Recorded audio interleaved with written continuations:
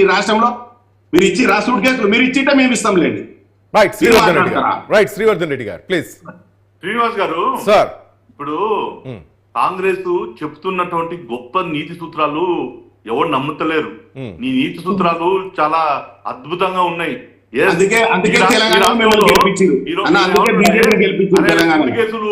Suit కేసులు మోసింది చూసిండ్రు, suit కేసులను పట్టుకొని లైవ్ లో చూసిండ్రు, సూట్ కేసులు మోసిన వాళ్ళు జైలుకు పోయినా చూసిండ్రు.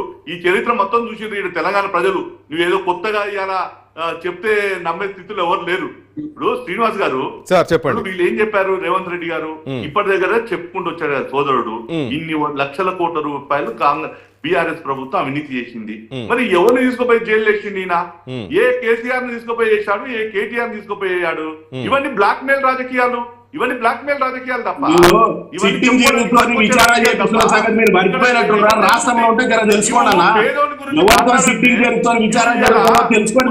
24 గంటలు మహిళ ప్రసవంలో ఉన్నటువంటి మహిళ గురించి మాట్లాడంటే నువ్వు ఓవైసీ గురించి మాట్లాడతావు. నీకు రాజకీయాలు కావాలి. ఇక్కడ ఉన్నటువంటి రాజకీయాలు హైదరాబాద్ లో నీకు ఓటేయలేదు కాబట్టి ఇవాళ ఎంఐఎంఓని నీవు ఆ యొక్క హైడ్రా పేరుతోటి వాని ఆస్తులను కాపాడడం కోసం రాజకీయంగా నీ దగ్గరికి రావాలని చెప్పేసి నువ్వు ఆడుతున్న నాటకం ఇది హైదరాబాద్ ప్రజలకు తెలియదా? ఇలా నేను అడుగుతున్న ఈ కాంగ్రెస్ లీడర్లను, ముఖ్యమంత్రి గారిని, ఈయన అడుగుతున్నాడు కదా రేవంత్ రెడ్డి గారు పదే పదే.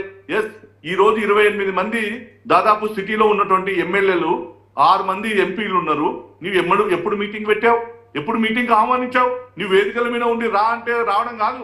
నువ్వు మీటింగ్ పెట్టి ఆహ్వానించి నా హైదరాబాద్ యొక్క విజన్ నాది, ఇది ఈ ప్రజలు ఇబ్బంది పడుతున్నారు, కాలుష్యం ఇబ్బంది పడుతున్నారు, హైదరాబాద్ చుట్టూలా ఇన్ని వేల ఎకరాలు ఉన్నాయి, నేను వీళ్ళందరికీ నేను ఇది చేస్తా అని చెప్పేసి నీ ఒక వైట్ పేపర్ రిలీజ్ చేయి, ప్రజల ముందు, తెలంగాణ ప్రజల ముందు పెట్టిన తర్వాత అప్పుడు దీని మీద డిస్కషన్ చేద్దాం.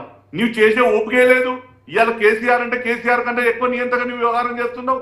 ఏం మాట్లాడుతున్నావు? నిన్న మాట్లాడుతూ కన్యాస్తులు అంటాడు, ఓ కొడుకులారు అంటాడు. ఏం మాట్లాడుతున్నారు? ఒక ముఖ్యమంత్రి మాట్లాడే భాషనా ఇది? ఇదా ఈ రోజు మనం తెలంగాణ ప్రజలు కోరుకున్నటువంటి పాలన? నువ్వు అదే చేయి. మరి ఇవాళ హైదరాబాద్ చుట్టూలో ఎవరైతే ఉన్నారో, గ్రేటర్ హైదరాబాద్ లో ఎమ్మెల్యేలు ఉన్నారు, ఎంపీలు ఉన్నారు, వాళ్ళతో కూర్చోబెట్టి నీ యొక్క ఎన్జిటి యొక్క నేషనల్ గ్రీన్ ట్రిబ్యునల్ యొక్క రిపోర్టును పెట్టు. ఇవాళ ప్రజలు పడుతున్న ఇబ్బందులు పెట్టు. నీ దగ్గర ఉన్న రిసోర్స్ పెట్టు. ఇవాళ 1,50,000 కోట్ల రూపాయలు ఎక్కడ పెడతావు? ఎందుకొరకు పెడతావు? ఏ సుందరీకరణ కొరకు కావాలి? నువ్వు దాని గురించి ప్రజల ముందు పెట్టు. ఆ బడ్జెట్ తీసుకో, నువ్వు అప్రూవల్ తీసుకొని మాట్లాడు. నువ్వు మాట్లాడకుండా నువ్వు తమ్మునికి అన్నకు నోటీసులు ఇస్తుంటావు, 24 గంటలు ప్రసవమైనటువంటి మహిళలను రోడ్డు మీద వేస్తావు, ఆనందపడతావు, రాక్షస ఆనందం. ఇదేంటంటే దీని వెనకాల అందుకొరకు చెప్తున్నది ఏంటంటే పేదలను కొట్టి పెద్దలను కాపాడడం కోసం ఈ యొక్క వ్యవహారం జరుగుతుంది.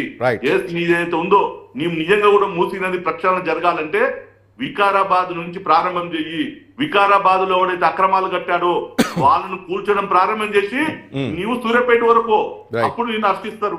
ఇక్కడ హైదరాబాద్ లో ఉన్నటువంటి మహిళల యొక్క పేదల మీద కాదు నీ యొక్క ప్రతాపం చూపించాల్సింది, అక్కడ మీద చూపించండి, అక్కడ పెద్దోళ్ళ మీద చూపించు, అప్పుడు నేను అర్పిస్తారు. నేను అడుగుతున్నా, ఛాలెంజ్ చేస్తున్నా ఉన్నాం.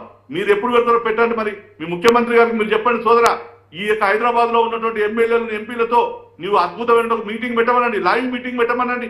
ఆయన ఆలోచన ఏదో ప్రజలకు పంచుకోమని చెప్పండి. ఇవాళ 1000 ఎకరాల గురించి మాట్లాడింది కదా, జవహర్ నగర్ గురించి. మరి అక్కడ హైదరాబాద్ లో ఇంకా చాలా ఉన్నాయి. మరి వాటన్నింటిలో వంచు. నేను నీకు 3 రకాలైన ఇబ్బందులు ఉన్నాయని చెప్తున్నా. ఎవరైతే అక్రమంగా ఉండి లోపల ఇబ్బంది పడుతున్నట్టు ప్రజలు ఉన్నారో వాళ్ళకి నువ్వు డబుల్ బెడ్రూమ్లు ఇస్తున్నావు, ఇవ్వు. రెండవది, ఎవరైతే నీవు 150 గజాలు